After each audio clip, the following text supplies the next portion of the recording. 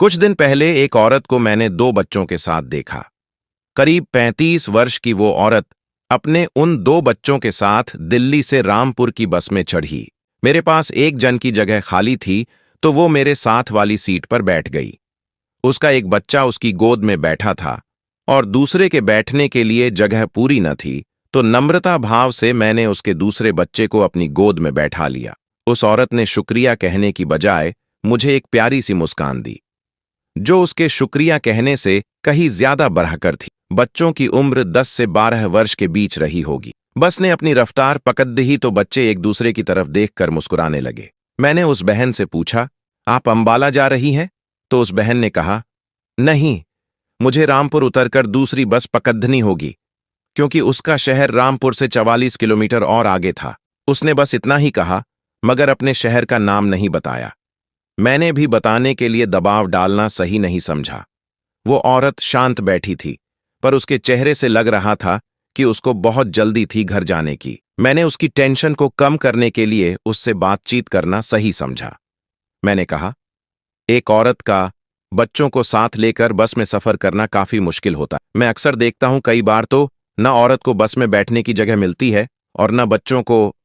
उसने मुस्कुराते हुए जवाब दिया, अगर बच्चे साथ न हो और उनकी मां को अकेला सफर करना पड़े तो और भी ज्यादा मुश्किल होता है, क्योंकि बच्चों की फिक्र में सफर चाहे छोटा ही क्यों न हो, सदियों सा लंबा लगता है।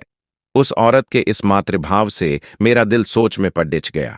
एक औरत अपने अंदर कितना कुछ दबाकर अपनी जिंदगी के सफर को पूरा करती होगी। मैंने बोला कि बहन, आप जैसी सोच रखने वाली मां के बच्चे संस्कारों की कमी कभी नहीं झेलेंगे। वह फिर से मुस्कुराई, जैसे मैंने कुछ गलत कह दिया हो। मुझसे रहा नहीं गया। मैंने कहा, क्या मैंने कुछ गलत कहा? उसने कहा, नहीं, आपने कुछ गलत नहीं कहा। मैं समझ नहीं पा रहा था कि वो क्या कह रही है और जवाब मुझे पहेलियों के जैसे क्यों दे रही है। वो औरत मेरा चेहरा देखकर भांप गई कि मुझे उसके जवाबों का बुरा लग रहा है।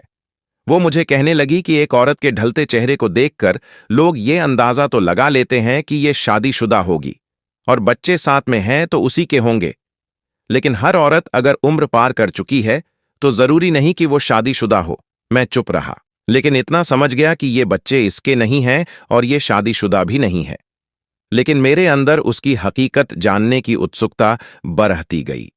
वो बोलती रही और कहने लगी, करीब 15 साल पहले उसके भाई और भाभी एक सड़क दुर्घटना में चल बसे थे। घर में मेरे पापा के अलावा हमारा कोई नहीं था। मां की मौत भी भाई की मौत के 2 साल बाद ही हो गई थी। भाई के बच्चे बहुत छोटे थे। मेरी उम्र उस वक्त 21 साल थी। इन बच्चों का भी मेरे और पापा के सिवाय कोई नहीं था। इनके नाना नानी ने इनको अपनाना तो दूर, इनको देखना भी उचित नहीं समझा। इतने सालों के बाद अब जब नानी अपने अंतिम सांस गिन रही थी तो उसे इन बच्चों की याद आई। कल ही फोन आया था तो मैं इनको मिलवाने दिल्ली ले गई। इन बच्चों का वहां दिल ही नहीं लगा और ये वापस घर जाने की जिद करने लगे।